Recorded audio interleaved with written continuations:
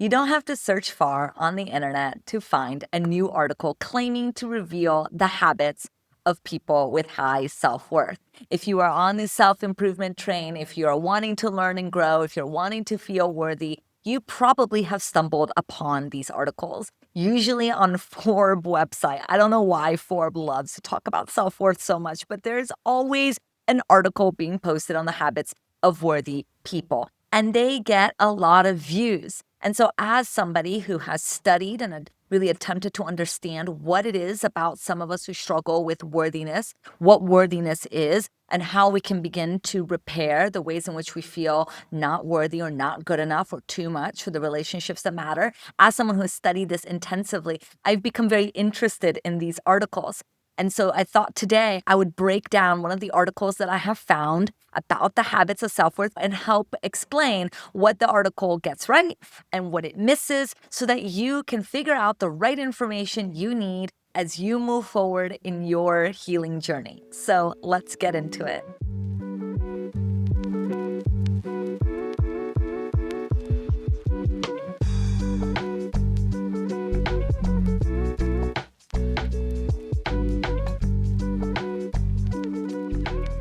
Hi, I'm Thaís Sky, licensed psychotherapist and your host here on Reclaim, a podcast that brings nuance to popular psychology and offers help beyond self-help. After a decade in the wellness world as a yoga teacher, as a somatic coach, I became disillusioned with the approaches that kept people on a self-improvement treadmill without addressing the deeper patterns. And that's what led me to go back to school for clinical psychology. I also studied psychoanalytic psychotherapy because I wanted to understand what creates real change that goes beyond just behavioral modifications. How can we actually experience our life differently? And that's what I'm here to do on this podcast, is to help you discern what's going to work for you. So if you're a tender-hearted human craving substance, complexity, and a more honest look at your experience, you're in the right place. I'm so happy that you're here. Let's get into this topic. It's been a while since I've done a podcast episode on worthiness. If you're new here, I've been studying worthiness for a long time. It's one of the key tenets of my work. I really believe in the work that I do around the worthiness wound. And I'm very interested in this phenomenon of what is worthiness? What is low self-worth? And how can we begin to address and attend to the ways that we feel inadequate and not good enough for the relationships that matter most? I'm fascinated about this concept of worthiness. And yeah, when I look back on my podcast the past couple of years, I realized I haven't done a podcast episode on the worthiness wound in a long time. I do have a podcast episode called The Worthiness Wound Re-Explained, because I have talked a lot about worthiness. And I have multiple series on the podcast about worthiness, but that episode was my attempts of updating my concept of the worthiness wound based on what I had been currently learning and studying. And so I'll link that episode in the show notes if you want an even more in-depth examination of what is the worthiness wound and how can we begin to address it. But the reason why I'm so interested in this idea of worth and self-worth is because I've struggled with it. For most of my life, I believed that there was something really wrong with me. There was a manual that everyone else got and that I did not get, that was leaving me feeling inadequate and too much, which is a really painful thing about the worthiness wound, is that it's a double-edged sword. There's both the ways in which we feel so inadequate, so not good enough, and we also simultaneously feel too much, too overwhelming for the people who matter to us. And so for many years, I was on this kind of self-improvement train to try to figure out how to address this inadequacy that existed in me. And so I worked in a self-help and coaching space. I was a yoga teacher. I was teaching practices meant to improve self-worth, mindfulness, body work, self-compassion, habit formation. I was listening to all these spiritual gurus tell me how to relate to my thoughts differently. I was doing all of these somatic exercises to help me be in my body. I was doing all of the work that people were telling me would help me feel more worthy. And yet that feeling was elusive. I just could not figure it out. The thoughts that I am worthy, that I am good, I put it everywhere, in my mirror, in my bathroom. And yet all the affirmations were not shifting how I felt about myself. And it was so frustrating to me. I felt like there must be something really wrong with me. I'm paying all these people all this money to help me feel more worthy, to help me to internalize the fact that I am good enough. And yet it just wasn't happening. It wasn't working. And so despite doing all the right things, maybe you feel similarly, that you still feel fundamentally unworthy, that you could be journaling, meditating, you could be setting goals, you could be building habits, and yet the underlying feeling remains. Something is wrong with me. So I've become fascinated by this phenomenon and that question of like, okay, how can we understand worth? What can we do to start to feel worthy? It led me into clinical psychology. It led me to do psychoanalytic psychotherapy training.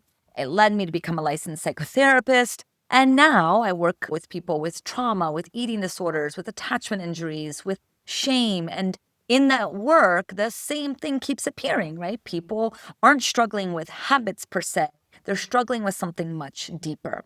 And so my exploration around worthiness led me to conceptualize it and name it as a framework that I call the worthiness wound. And I hoped that by labeling it, by creating this concept, that it would help more people understand what is going on inside. So the worthiness wound is this feeling that there's something fundamentally wrong with me. And it forms through early relational experiences, right?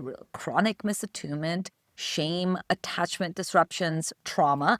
And the wound creates a lifelong effort to prove our worth. And that can often look like being an overachiever, overworking, being in a self-improvement train, constantly chasing external validation.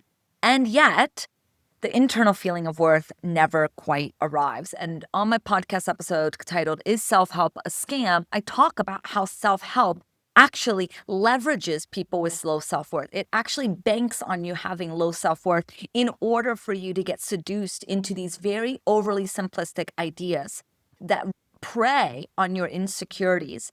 It could be so simple for you to feel better. You just have to pay a little bit and then suddenly you're going to feel better. You just have to do these things, very simple things. You just do these things and then you're going to feel better.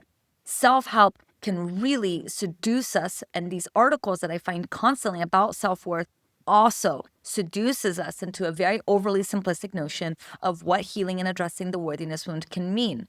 And so I wanted to spend this episode talking about an article specifically to help you understand how to discern articles like these better, and also to give a little bit more shape and language to the worthiness wound. When I decided to call it the worthiness wound, I was doing a lot of research and no one was relating to wounds in this way. No one was talking about wounds the way that they're talking about now. And I loved it. I love naming it something that wasn't really being talked about yet. And now it's everywhere, which is great because more and more people are now aware that psychological wounds actually really matter and how we address it also really matters. If you are wanting to know more about the worthiness wound, you can check out the episode called The Worthiness Wound Re-Explained. It's in the show notes, but you can also grab my free ebook. It's called Reclaiming Worth. You can grab it on my website by going to thaissky.com/worth. The ebook is a place where I explore more deeply how the worthiness wound forms, how it shapes your behavior, why self-help tends to not be an adequate way to resolve the worthiness wound, and how we can begin to address it. It's this framework of the worthiness wound that is going to shape how I look at this article. So if you'd like, you can go check it out. Go to thaissky.com/worth to grab that free resource. Hopefully it will support you in this conversation as well. So let's get into this article. First, it's titled 3 Habits of High Self-Worth Individuals Explained by a Psychologist. Now, of course, the title is very catchy, and the fact that they put explained by a psychologist means that this is more than just self-help, right? This isn't self-help because it's a psychologist. So this author is using his authority, his title, to help you feel like what he has to say is not going to be pop psyche, it's not going to be fluffy. It's going to be real psychological concepts that you should be doing in order to get more self-worth. Now, here's the thing before I even get into this article that I want to make sure that I name. There are probably prolific, like infinitely more articles out there titled something like 3 Habits of Wealthy People, right? Or 3 Habits of Highly Successful People. People who are doing really well tend to be very wealthy. These wealthy individuals have certain habits. And if you can integrate these habits, you're probably going to be successful and wealthy, right? That's the premise of so many articles out there. What's, I think, a little bit more evident in those articles is that we can appreciate that habits aren't necessarily what creates wealth. Maybe we can appreciate a little bit more in those articles that there's systemic issues at play for why some people are wealthier than other people. That it's not just that you've worked really, really hard that leads you to be wealthy. Like, it's probably not that you woke up at 3 a.m. and drink your green smoothie that's led you to be a billionaire. It's probably more likely due to the fact that you had wealthy family, you had privileges that have set you up so that you can make more money now. And sure, does the 3 a.m. smoothie maybe showcase that that person is disciplined? Maybe for some of us, an important aspect of generating more wealth? Sure. But we cannot forget that there are systemic issues that may explain why you could be doing all the right things and not making the same amount of money as somebody else. Again, I think it's clear in articles about wealth, but when we're talking about self-worth, that goes out the window, right? Because self-worth is an internal experience, whereas wealth is an external experience. And we're more likely to get seduced by this idea that it's actually habits that are going to create self-worth because it's something internal. And so if we feel and do certain things, it's going to generate the feelings that we want. Versus maybe we can appreciate that we can generate all the feelings that we want. It doesn't necessarily mean we're going to make more money. But just because it's a little bit more nuanced or a little bit more subtle doesn't mean that it is still true, that maybe self-worth can't just be explained by habits, and that maybe the feeling that we're wanting in the fantasy of what a self-worth individual looks like, it's going to be more nuanced than just developing certain habits. So this article starts by saying our lives are based on self-worth. It affects the type of relationships we engage in, the opportunities that we take, and how we go about solving our problems. However, most individuals confuse self-worth with achievement, where they continually demonstrate their worthiness by outward validation or reaching a self-made definition of success. The reality, however, is much simpler. You are a worthy person without conditions just by being. What you do, what you accomplish, and how people see you are not what determine your inherent value. However, certain habits can help you recognize and reinforce this fundamental truth. Here are 3 practices that individuals with high self-worth always exhibit. Okay. Now, I think the article started out very promising. I could not agree more that we can often confuse achievement and getting things, wealth, looking a certain way with worth. We look at these external markers to determine if we are going to feel worthy, if we're only more beautiful, if we only look a certain way, or if we only weigh a certain amount, or if our lives look on the outside a certain way, then we are going to feel worthy. And yet we're confusing things. We're conflating things. We're conflating achievements. We're conflating external parameters of success to something internal. And the article then says that you are worthy no matter what. That it doesn't matter if you have a good job or a bad job, if you make a lot of money, if you don't make a lot of money, if you're skinny, if you're fat, if you're tall, if you're short. I think the article does a good job of reminding us that you are a worthy person without conditions. The color of your skin, your age, your socioeconomic status, these are not things that determine your worth. You're worthy simply because you exist. And it's like, okay, we can know that on an intellectual level. We can understand that. We're all supposed to feel worthy. We are all supposed to feel like you are good enough. And yet we don't. And so that leads us into the article, right? Which is like, okay, but here are practices that you can do that are going to help you set up the habits necessary for high self-worth. Okay, let's get into habit number 1 from this article. Habit number 1 of people with high self-worth, according to this article, is that they keep promises, especially to themselves. And then it goes on to say that high self-worth individuals have realistic daily expectations that give rise to an actual sense of accomplishment. They celebrate themselves for minor achievements rather than recognizing big ones. And they recognize their personal strengths before they search for external validation, because self-recognition is just as important as that of other people. And then it ends the section by saying the key is consistency over perfectionism. You don't need to keep every promise flawlessly, but the pattern of showing up for yourself deeply matters. Let's break this down. I want to talk about it from the framework of the worthiness wound and also from a more depth psychology lens. The Forbes article frames this habit as super simple. Breaking promises to yourself erodes self-worth. while keeping them builds trust and confidence. And on the surface, this is a useful observation. Consistency with oneself can foster a sense of reliability and integrity. But when we look at it deeper, especially for those of us carrying a worthiness wound, it's rarely about discipline and willpower. For a person who struggles with self worth, with chronic self doubt, breaking promises to themselves is often an unconscious self sabotage. It's not laziness. It's not because they lacked willpower or because they didn't recognize themselves in this very specific way. It's because something within themselves was telling them abort mission. It's a psychic defense. Why? Because the psyche seeks to protect the internal identity it already knows. If someone has internalized the belief, I am someone who fails or I don't deserve success, then actually keeping a promise to themselves can feel extremely threatening because it challenges that internal narrative they've relied on for predictability. They've come to know themselves this way. And so now to try to keep a promise and to become a different person threatens what they know of themselves. The failure is functional in the psychic sense, maintains a familiar sense of self. Even if that self is painful and disappointing, the psyche would rather stay in predictable disappointment than risk anxiety of contradicting deeply held beliefs.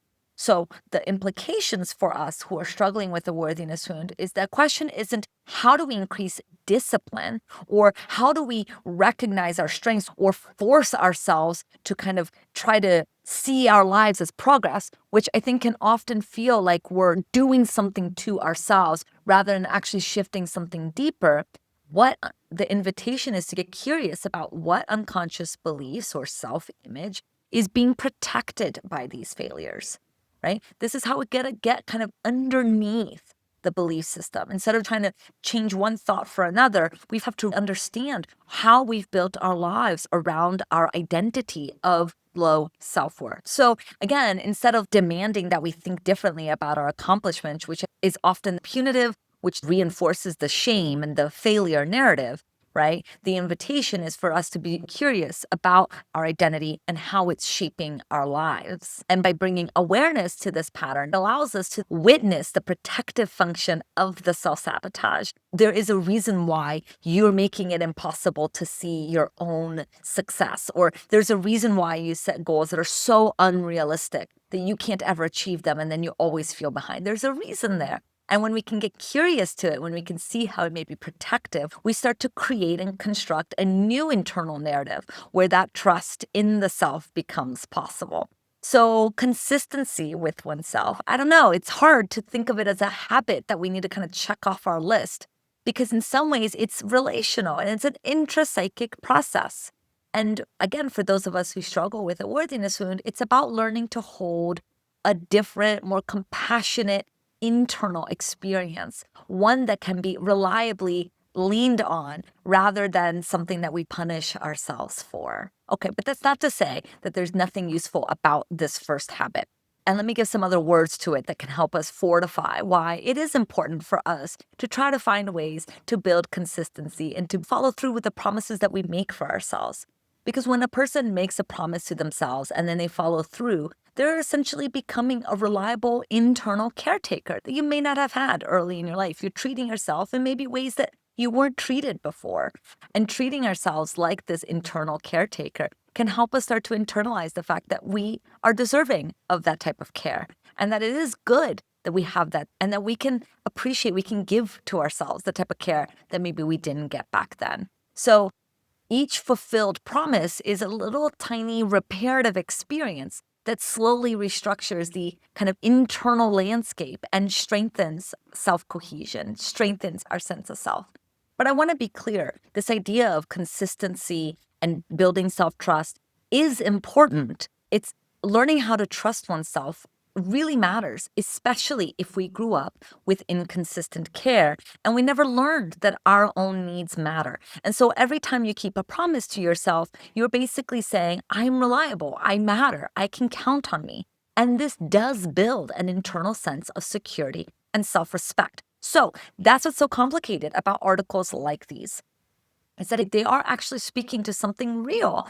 And that, of course, if we set realistic expectations, realistic goals for ourselves, and we meet those goals, we start to feel better about ourselves. But I just want to make sure that we're not believing that it's as simple as just some habits, some behaviors, because there are ways in which we try to self-sabotage ourselves, because doing something different outside of us doesn't necessarily change our way of relating to ourselves. And so both things have to happen. Yes, create habits of worth, look for ways that you can show up for yourself. That's all well and good. And also, let's think about and look at why we may struggle to do that and how we may self-sabotage and how we may actually be getting in the way of the very thing that we're saying that we're wanting. Okay, habit number 2 in the article, it says, they do hard things regularly. Self-respect and self-worth are closely related. By showing yourself on numerous occasions you're capable and worthy of respect, you end up boosting your self-worth. You don't need to be punitive or that you need to inflict unnecessary pain upon yourself in order to do hard things. Rather, what this means is preferring to be uncomfortable while growing rather than being comfortable while stagnating, accepting things that are beyond yourself and prove you are resilient, sticking with it when motivation dies, and showing yourself that you can be depended on even when the going gets tough. In other words, whenever you accomplish something tough, you're sending a message to yourself that you're competent, powerful, and worthy of respect. Okay, so let's break that section down a little bit more here. So the article is basically framing that doing hard things regularly builds competence and resilience. The kind of key insight there, right, is that mastery experiences can support self-esteem. And so, okay, it's true, right, that part of building self-respect is proving to yourself that you can tolerate discomfort and still be okay. It's about practicing courage in small ways. In many ways, all therapy is exposure therapy. We are exposing ourselves to painful, difficult things inside of ourselves in the company of somebody who's helping us hold it. And as we do that, we're expanding our capacity to tolerate discomfort, to tolerate ambiguity, to tolerate uncertainty, to tolerate bringing up our feelings and experiencing our feelings without collapsing, without getting into overwhelm or into kind of the behaviors that we do to kind of protect ourselves from difficult feelings, right? And so at the heart of this habit, we're talking about how when we show up for ourselves and do hard things and expand our capacity to tolerate discomfort, we're strengthening the ego, we're strengthening our sense of self. This is all good. Now, what this misses is that it doesn't talk about is the emotional struggle behind doing difficult things. For someone with a deep worthiness wound, doing hard things can trigger shame, fear, or intense self-loathing or criticism. Or some of us who navigate our worthiness wound through overachieving, perfectionism tendencies, we may constantly be doing hard things. And what we may struggle with is creating a soft landing space for us to rest. We may be constantly pushing and striving and doing things that are uncomfortable and developing that discipline and really kind of thinking that that muscle is the only muscle necessary for us to feel good about ourselves. So the intent behind why we're doing something matters just as much as the action itself. Doing the hard thing, but doing it out of self-loathing, out of shame, out of feeling like if we aren't growing and striving, then we're falling apart. That's not going to move us towards feeling more self-worth. That's just more of the same. Psychoanalysis shows us that self-worth doesn't grow just through action, but by staying with our feelings, noticing when we're afraid or self-critical, and responding with compassion. Simply doing hard stuff without inner reflection can actually reinforce the very things that we're trying to change and trying to heal. I know a lot of people who are constantly doing hard things as an attempt to outrun shame, as a compulsion to prove their worth, as a defense against vulnerability. And I see this clinically with people who are constantly working, overachievement, compulsive productivity. And so even though externally these individuals are very successful, internally they're still unworthy and feeling like they have to prove themselves. So the behavior alone tells us nothing about our psychic health and how we are responding and relating to our pain. And I think that that's what this section of the article really misses. It focuses on a type of competence as a sign of self-worth. But I work with a lot of competent individuals who struggle with self-worth. Competence and doing hard things can't be the end all be all. And my concern, of course, when we read articles like this and then we feel like we're doing these things and then we feel like we have to do them harder, it keeps us in the same cycle of feeling like there's something wrong with us. I'm doing everything right. I'm doing what this article is telling me to do, and yet I still feel like I'm unworthy. I've felt missed and dropped by articles like this because I'm like, wait a minute, I do hard things all the time. So why aren't I feeling differently? And I do want to add one thing. This is why it can be so helpful to work with somebody who can help us see, oh, actually, though, you doing this hard thing isn't actually what's hard for you. What's hard for you is tolerating the discomfort of intimacy, right? Or what's hard for you is depending on people. And that can be helpful, right? To have someone be like, let's reorganize how we're defining hard. Is it hard that you're kind of waking up at 6 a.m. to go to the gym? Or is it hard to actually sleep in? And that's why having someone else can be helpful and can help make this kind of habit make more sense rather than just perpetuating more of the same. Okay, and then the third and final section of the article is they consistently show up for themselves. I'm not quite sure how that's much different from habit 1 and habit 2, but okay. It goes on to say, how you treat yourself is the most indicative signifier of self-worth in comparison with how you treat other people. Many people have no problem showing up 100% when someone they cherish needs help, yet struggle with even basic maintenance tasks when it comes to themselves. And I think that this is so fascinating. This is such a fascinating psychological phenomenon. Why is it that we can be so kind and compassionate to other people, but can't be that for ourselves? One idea I've had is that we're actually talking about two different capacities. The way in which we relate to others, care for others, talking about our need for other people and our desire to help other people can actually come from wanting our own desire to want to belong. It doesn't just come out of altruism. And so then why can't we do it to ourselves? Well, because we don't need to be nice to ourselves to belong. And so it's like a different function. But anyway, that's beyond the point of this conversation here. Okay, so it goes, highly self-worth people, on the other hand, are aware that self-care is not selfish, but rather a baseline. Okay, what else? So this means you need to be serious about your personal appointments as you are about your professional ones and put in the same levels of commitment that you would put in a relationship that you appreciate. The paradox of self-worth is that we spend so much energy trying to earn something that we were born with. From childhood, many of us internalize the belief that worthiness must be proven through grades, achievements, appearance, or the approval of others. Why do we internalize that belief? We internalize that belief because we were told it. It doesn't just come out of nowhere, to be clear. We don't make things up out of nothing. We internalize the belief because that's what we were told. Your lovability depends on how well you achieve. You got attention when you did the right things. And so you did those more things. The theory is you do more of those right things, you're going to get more attention. We chase validation as if it's the missing piece that will finally make us whole. But the radical truth, wow, is that high self-worth individuals don't just become worthy, they simply stop pretending that they aren't. Whew, all right. Well, I immediately feel a lot of shame. Like, why? So simple. Why can't I do that? The 3 habits are effective because they break the illusion that you were never in doubt of your worth. Now, I talk about this in my Reclaiming Worth ebook, that I'm sometimes torn between this idea of like we are born worthy and we just have to remove the barriers to get to that place that we were already there. Like we weren't born unworthy, we were born worthy. And now we just have to work on getting that back. I toggle between the idea that self-worth is relational and therefore we build this capacity to feel good about ourselves based out of the relationships that we are in and how people relate to us. It's a little bit of a tricky thing that can create for some of us a different way of relating to ourselves and self-worth, because it can be helpful for some of us to think I'm born worthy. I have the feelings of worth already in me.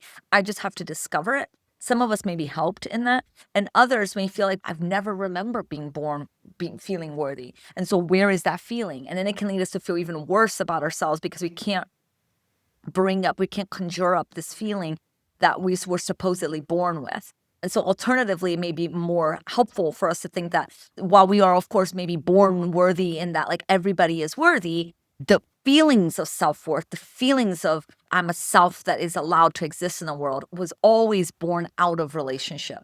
And so if we don't experience it, it's because we never got the relationships that we really needed to develop that. And so now we have an opportunity in our relationships now to try to build that within ourselves. that can be more useful for some people to think about it that way. But anyway, going back to this third habit here, this article point, right, emphasizes self-care and prioritizing personal needs. Now, this is important. Self-care can certainly reflect an internal self-regard. It can get a little tricky when we are, I think some of us, seduced by some spiritual ideas of actually losing the self is the way towards oneness, and the way towards worth, and the way towards feeling connected is actually to lose the self, to deprioritize the self. But I do think that, we can't, self-worth requires a self. We can't lose ourselves. We are ourselves. It's now about how do we experience ourselves in a way where we are allowed to care for ourselves. It doesn't have to be a competition of who gets the care, them or us. Self-care isn't about this competition. It's not about priority. Like, I'm first, you're always second. I don't think about self-care that way. I think about self-care more as, let's at least involve you in the equation of care. You can care about other people, you can care about your children first, but make sure that you are included somewhere in that equation. Because if you don't, then there is no self that then can give that care. So you're going to have to figure out a way to be a sense of self in order to be able to experience and give care. It speaks to the importance of self-care and building our sense of worth. But again, for someone with the worthiness wound, self-neglect often has meaning. You may unconsciously feel undeserving of care, uncomfortable receiving attention, guilty prioritizing yourself. You may feel like to give yourself care goes against your value system. It just is so much more complicated. And so telling someone to show up for yourself can really miss the deeper conflicts that we may have. Sometimes we feel like if I get care, if I give myself attention has always meant punishment and criticism. And so if I give this to myself, I'm now exposing myself to a lot of shame. And so, of course, then we're not going to want to do it. So learning to honor your own needs is essential for anyone healing from a worthiness wound, right? Like, many people think that self-worth comes from pleasing others and being more pleasing to others, but that's a trap. That's not how that works. However, what I think this point misses, right, is that showing up for yourself isn't just about scheduling self-care or setting boundaries, right? It's about our inner emotional experience. It's about truly feeling like you matter, not just about doing the right things, not just about bubble baths, right? If you grew up believing you weren't enough, showing up for yourself might feel impossible or even frightening. And I think this article doesn't address that inner work, which is a real critical piece for lasting self-worth. There's ways in which it's useful, and then there's ways in which it really misses something. And so the bottom line, right, this article is useful because it highlights actions that support self-worth. I've talked about in my programs before, the habits of worth, things that we can do, small, consistent action steps that we can do that move us towards being the type of person that has the type of self-worth, that has the type of feelings one has for oneself. I want to be super abundantly clear that self-worth is not just about behavior or habits. It's an internal relationship with yourself. There's points of these articles that we can certainly pull from that can help us in healing our worthiness wound, like noticing when we self-betray or when we doubt ourselves, learning to stay with uncomfortable emotions, doing the hard things, learning to care for ourselves consistently, emotionally, and behaviorally. So there's some good things here.